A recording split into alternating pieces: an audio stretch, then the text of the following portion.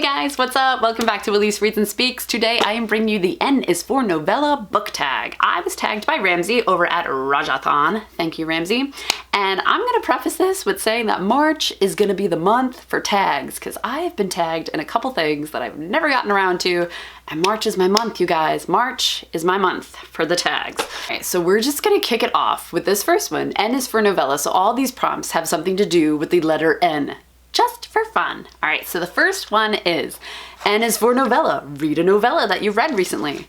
I don't really read a lot of novellas. The only ones I can think of are Ghost from the Shadow Market by Cassandra Clare and some other guest writers, and A Court of Frost and Starlight by Sarah J. Maas.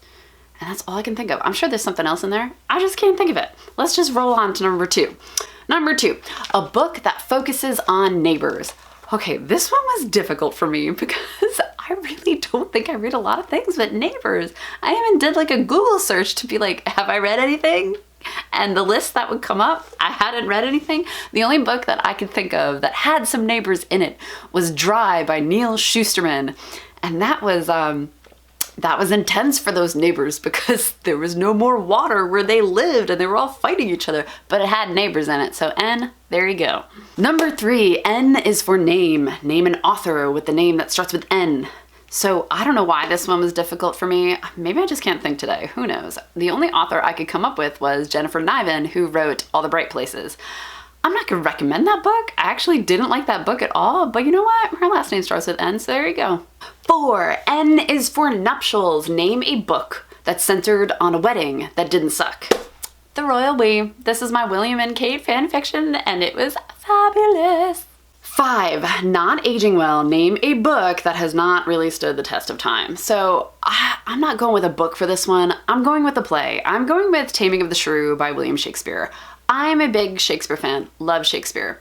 However, if you know that play, you know that she has this big monologue at the end about submitting to her husband, and you know, he finally tames her and she's this nice, prim, proper wife like she's supposed to be. In the time period, like, you have to take that at face value. She wasn't joking around. She was tamed. That's what guys and most people found fun. It was a nice, happy ending and everyone was thrilled. It doesn't hold up now because women are just not expected to be that way. Thank God, okay? The only way that it translates now is if maybe Catherine gives him a wink as soon as she's done with her monologue. Or maybe, you know, she finishes her monologue, they go into the other room and she like bangs him on the head with a frying pan or something. You know, that's the only way that it's gonna hold up today. If you put something else at the end of it to let the audience know that no, this is not what we really expect women to do. But in Shakespeare's time, they did expect that. That's what was so lighthearted and fun about it. So, you know, it didn't age well, but at the same time, there are things that you can do to that play to make it more modern. Number 6, N is for number of N's in the title. I went through my bookshelf and I came up with The Confessions of a Jane Austen Addict. All right, so we've got 1, 2, 3, 4. Oh man, didn't it sound like there were gonna be more? 4 is kind of a letdown. 7, N is for not sure. A book that you keep changing your mind about whether or not you wanna read.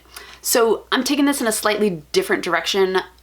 I'm unsure if I want to reread these ones. All right, these are 2 that I DNF'd. There's The Starless Sea and there's Furyborn. Now you should know, I would have no interest in picking up Furyborn, but I love Rachel from Reads with Rachel and this is her favorite book. And I feel like if I really hated the audiobook, maybe I should give the physical copy a shot just because I love me some Rachel, okay? The other one, Starless Sea, I think I will try a physical copy in the future. The audiobook, same thing. It just lost me. So I think it was just my auditory comprehension was not working for those books. So if I were to reread them, it would have to be in physical form. However, because I didn't enjoy the audiobooks so much, am I chomping at the bit to pick either one of those up? No, not so much. So that's why I am N is for not sure. 8, nitpick. A small thing that bothers you in books. All right, everybody say it with me. I let out a breath I didn't know I was holding. Oh my God, why is that in every book? Why? And like, why hasn't somebody thought to put a new spin on it? Like, why couldn't somebody write, you know, I let out a fart that I didn't know I was holding? Like, wouldn't that add a lot more to whatever story you have? I Okay, I'm a little child, I understand. But still, let out a breath I didn't know I was holding. Go pick up, 10 books, and I guarantee you one of them is gonna have that sentence. 9. N is for next to nothing. A book that you read as an adult that you can barely remember a thing about. All right, I'm going with Girl Gone Viral because I was doing my wrap up for 2019 and I got to that book as a 1-star read. Couldn't remember a damn thing. So yep, Girl Gone Viral. 10. N is for New Zealand. A book or writer that you'd like to read from there. I didn't know any New Zealand books or authors, so I had to look them up. And I'm gonna go with The Tea Dragon Society by Katie O'Neill. All right, I know there's an O in front of the Neil, but it's an O apostrophe N, okay? So I'm just gonna take that N because The Tea Dragon Society sounds super cute and I would like to pick that one up sometime this year.